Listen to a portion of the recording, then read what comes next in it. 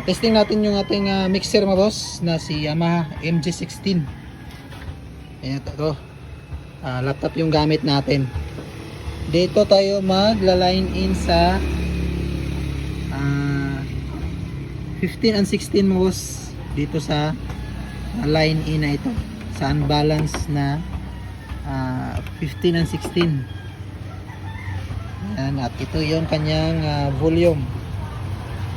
Meron siyang mute mga boss bawat channel. Dahil natin dito siya nilagay. Ito, i-on natin ito. Yan. Tapos ito yung main volume ng ating mixer. At meron din siyang mute mga boss. At meron siyang on. Yan, on natin yan. Para gumana yung main volume natin. Yan. Test natin dito. Yan yung tunog ng ating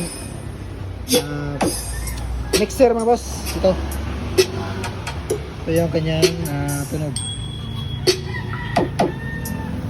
Yan ay yung tumutunog ngayon mga boss ay yung mid-high lang muna.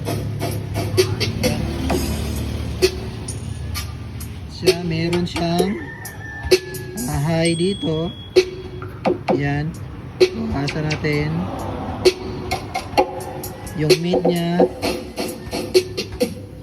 Yan. It's your boy. Yung low. DJ, yeah. Gana naman siya lahat mga boss. Dito. Yan. Wala siyang signal na makikita. Ito yung kanyang PFL. Yan. Ito yung kanyang line input ng ating mga microphone mga boss.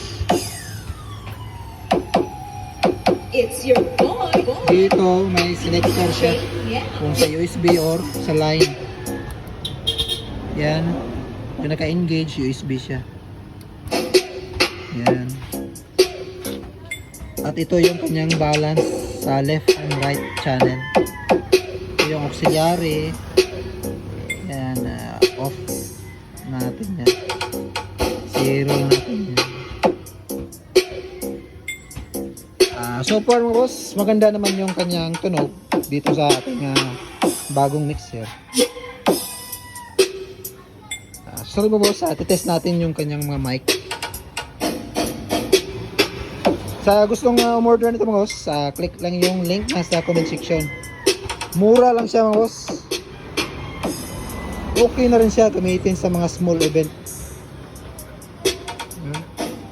Kasi maganda na yung kanyang hitsura. Yung tunog, okay na rin. Affordable lang sa ganito kalaking mixer. Yan boss. It's your May tumutunog ngayon boss ay yung 4 na bullet nila lang. yeah.